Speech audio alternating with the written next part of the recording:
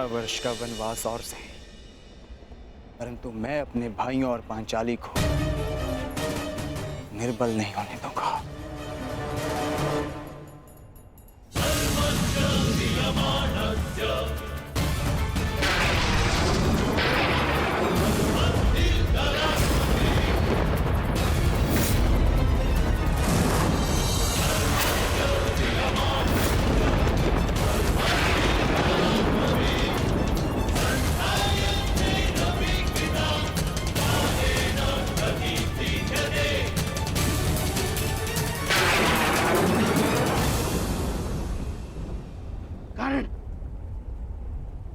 अपने मित्र युवराज दुर्योधन को दिया वचन स्मरण करो।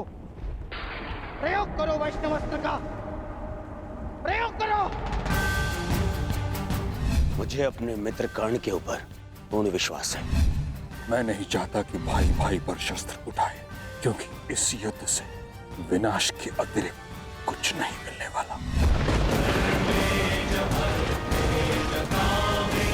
द्वंद्व अधूरा छोड़कर आ गए। प्रयास किया है कि द्यूत में जो अधर्म हुआ उसे धर्म युद्ध से धोया जा सके, परंतु एक वचन भी है कि आपके पुत्र 1 वर्ष का अज्ञातवास अवश्य पूर्ण करेंगे। कर्ण को अपना हर वचन स्मरण है। मैंने युवराज दुर्योधन के लिए शस्त्र उठाने का वचन दिया है। युद्ध तो मैं अवश्य करूंगा, परंतु मैंने एक और वचन दिया है कि आपके पुत्र अज्ञातवास पूरा करेंगे, और ये वचन भी मैं अवश्य पूरा करूंगा।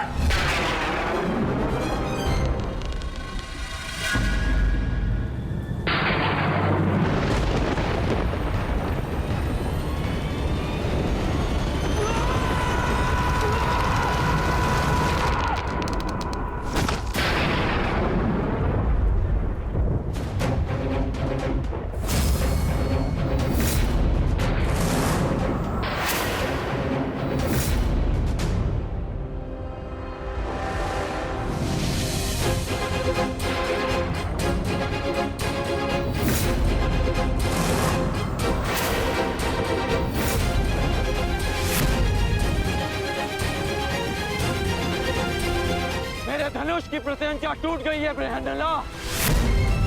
पता नहीं कौन सी शक्ति है जो तुम्हारी सुरक्षा कर रही है, परंतु ये राधेकर्ण उस शक्ति के समक्ष अपनी पराजय स्वीकार करता है।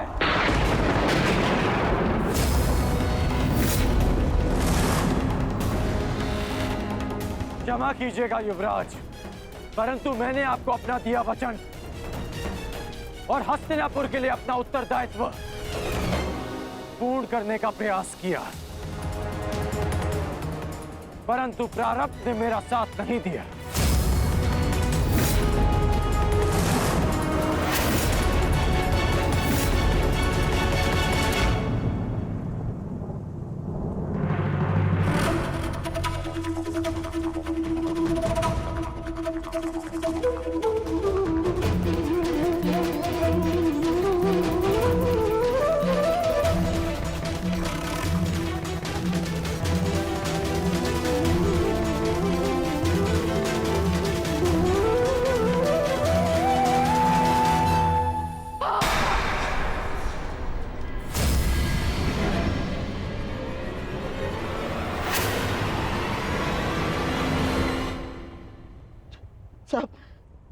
सब व्यर्थ गया।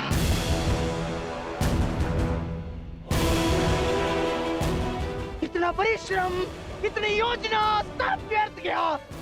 सब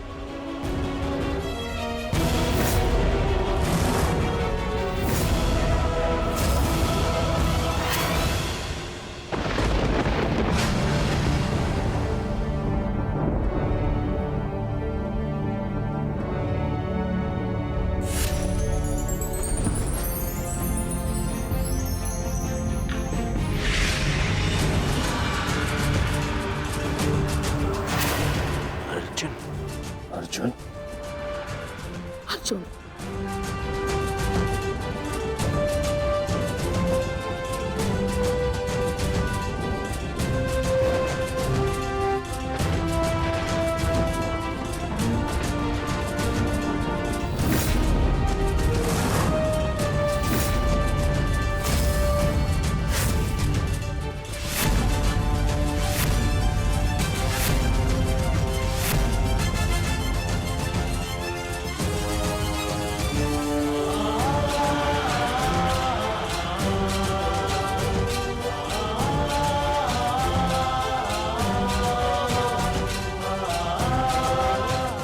अज्ञातवास पूर्ण हुआ ज्येष्ठ।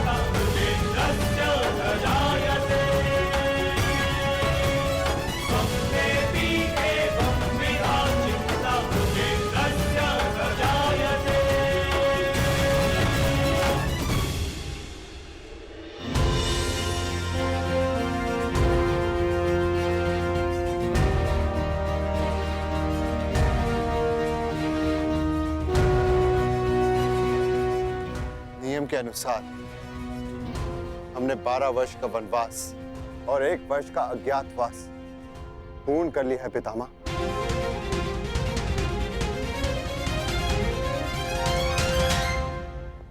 आपसे ये आशा नहीं थी धर्मराज कि आप असत्य भाषण करेंगे।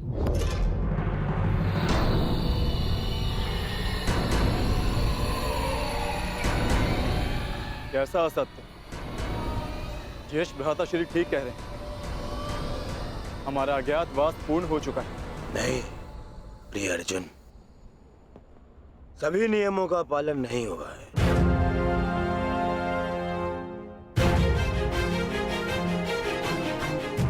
कैसे नहीं हुआ? 13वें वर्ष में हमें कोई पहचान ना सके, यही नियम था।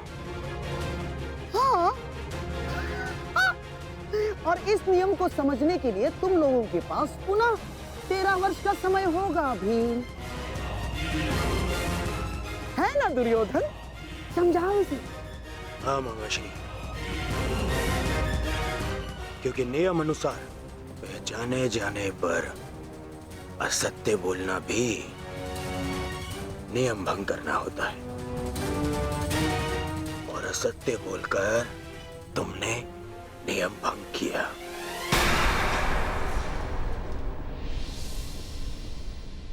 क्या सत्य कहा हमने?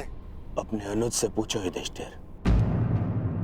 क्यों अर्जुन, जब मैंने तुमसे तुम्हारा परिचय पूछा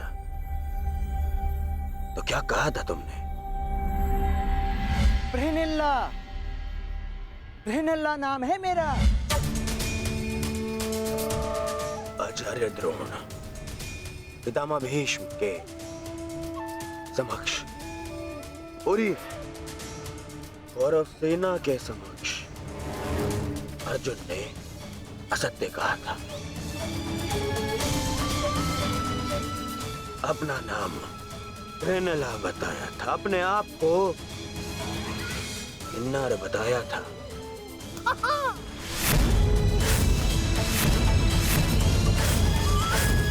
क्यों अर्जुन, क्या ये असत्य नहीं था?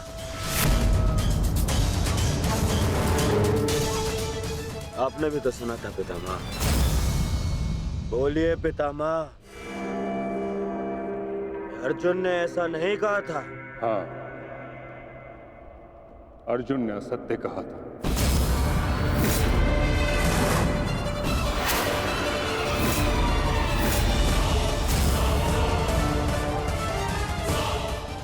और अर्जुन ने अपना नाम बृहन्नला बताया था, और वही बृहन्नला अर्जुन बन के सामने खड़ा है।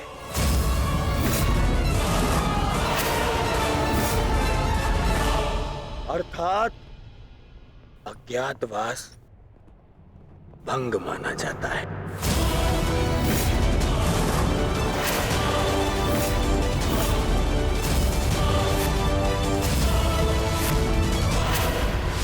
आओ पांडवों, वापस वन में जाओ और योजना बनाओ कि अगली बार 12 वर्ष के पश्चात अज्ञातवास में कैसे पकड़े ना जाओ। जाओ जाओ जाओ जाओ। नहीं दुर्योधन, अज्ञातवास भंग नहीं हुआ है दुर्योधन। मैंने कोई असत्य नहीं बोला और ना ही मैंने कोई नियम भंग किया है। जो तुम्हारे समक्ष खड़ा है वो अर्जुन है, पुरुष है, परंतु जिससे तुम्हारी सेना युद्ध कर रही थी वो ब्रह्नला थी, एक किन्नर। देव अप्सरा देवी उर्वशी ने मुझे शाप दिया था, इसलिए 1 वर्ष तक मुझे किन्नर बनकर रहना पड़ा। परंतु आज सूर्यास्त के पश्चात वो शाप पूर्ण हुआ। अब मुझे अपना वास्तविक रूप प्राप्त हुआ। अब आप बताइए पितामह, क्या मैंने असत्य कहा? क्या अज्ञातवास भंग हुआ? नहीं अर्जुन, तुमने कोई असत्य नहीं कहा और ना ही तुम्हारा अज्ञातवास भंग हुआ।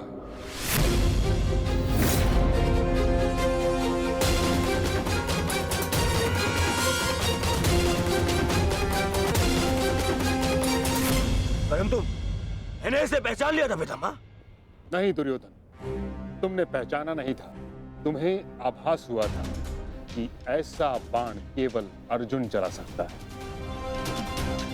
यदि तुम्हें विश्वास होता तो तुम अंगराज से वैष्णवास्त्र का संधान करने को नहीं कहते।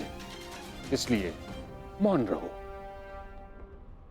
मैं ये घोषणा करता हूं कि पांडवों का अज्ञातवास सफलतापूर्वक पूर्ण हुआ।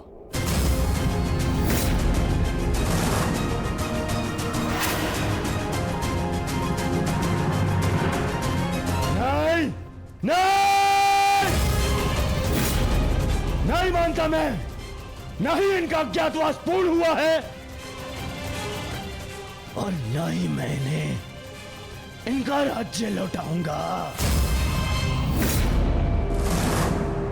अब जो भी निर्णय होगा वो युद्ध से होगा।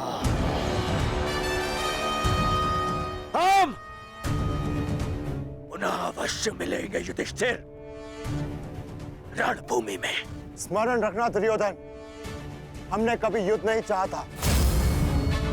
तुमने हमें इस युद्ध में धकेला है और अब यदि आर्यव्रत के भाग्य में युद्ध ही है तो ठीक है, जो युद्ध होगा अवश्य होगा। यदि न्याय और नीति के लिए हम वनवास भोग सकते हैं तो न्याय की स्थापना के लिए हम युद्ध भी अवश्य कर सकते हैं।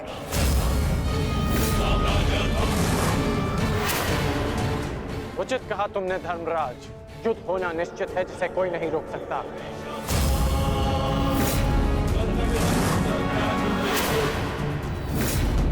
अज्ञातवास पूर्ण होने का सुख कुछ ही दिनों तक रहेगा धर्मराज। हमने बिन 13 वर्षों को यूं ही नहीं काटा है कर्ण। जानता हूं, परंतु आप ये नहीं जानते कि इन 13 वर्षों के समाप्त होने की प्रतीक्षा आपसे अधिक मैंने की है। हर पल मैंने युद्ध की तैयारी की है धर्मराज।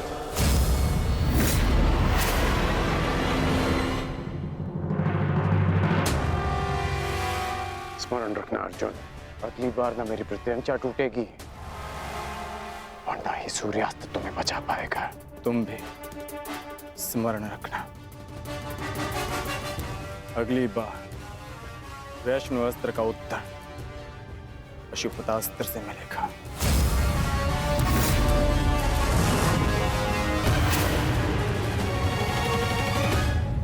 समझ में नहीं आता युधिष्ठिर, मैं किन शब्दों में आपका धन्यवाद करूं। आप पांचों ने ना केवल मेरी, मेरे परिवार की, अपितु मेरी प्रजा की भी रक्षा की है। आभार की आवश्यकता नहीं है महाराज, क्योंकि हम स्वयं आपके उपकारों के तले दबे हैं। यदि विराट नगर ने हमें शरण न दी होती तो हम फिर से 12 वर्ष का वनवास भोग रहे होते। सम्राट, समझ नहीं आता कि आपका ये ऋण कैसे चुकाऊंगा मैं। जीवन भर भी आपके चरणों में सेवा करूं, ये ऋण नहीं उतार पाऊंगा मैं।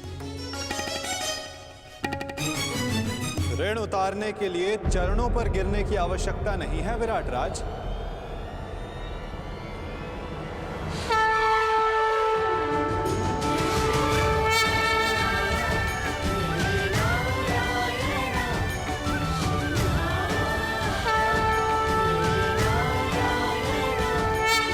वासुदेव,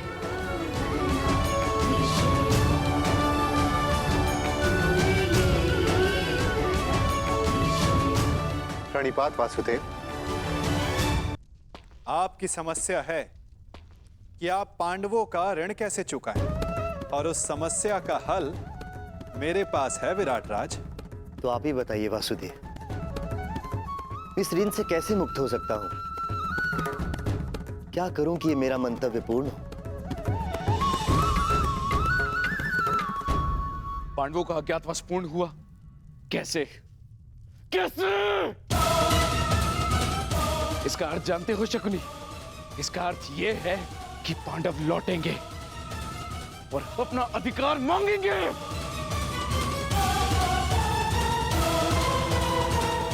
उनके मांगने से क्या होता है पिताश्री?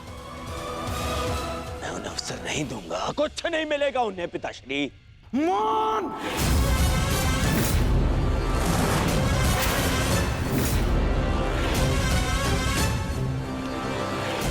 मान रहो दुर्योधन, मान! हर बार राजसभा में बड़ी बड़ी बातें करते हो, वचन देते हो और हर बार मुंह की खाकर लौटते हो तुम। हस्तिनापुर से सेना ले जाते समय क्या कहा था तुमने? कि पांडवों का अज्ञातवास भंग करके लौटूंगा। और इस समय तुम मेरे समक्ष क्या सूचना लेकर आए हो? कि अकेले अर्जुन ने समस्त कुरु सेना को निरस्त्र कर दिया। एक ही स्वप्न देखा है ना तुमने, सम्राट बनने का। अरे अगर एक अर्जुन को ना संभाल सके तुम, तो ये हस्तिनापुर का साम्राज्य क्या संभालोगे?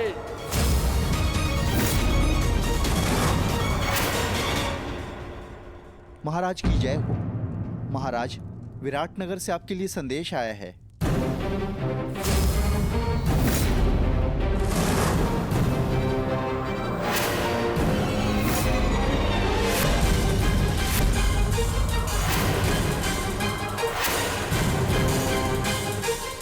कृष्ण, विराटनगर से क्या संदेश आ सकता है? अवश्य उन पांडवों का ही संदेश होगा। युद्ध की चेतावनी भेजी होगी उन्होंने।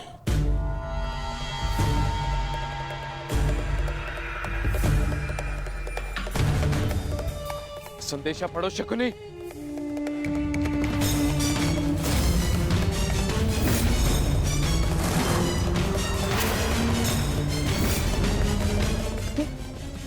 ये कैसे हो सकता है? क्या लिखा है इसमें मामाश्री? ये नहीं हो सकता दुर्योधन।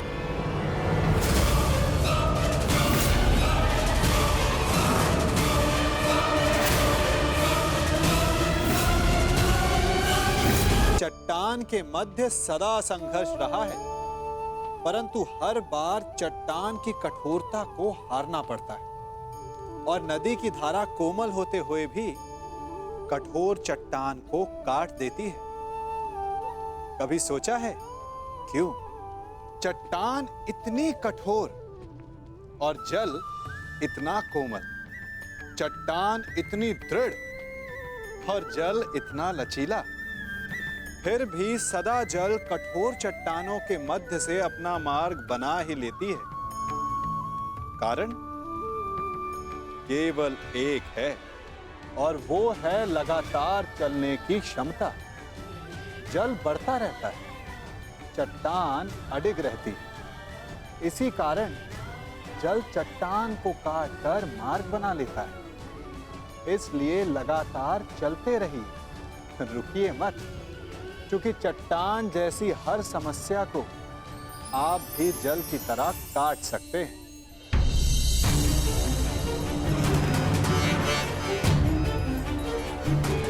12 वर्ष का वनवास और सही, परंतु मैं अपने भाइयों और पांचाली को निर्बल नहीं होने दूंगा।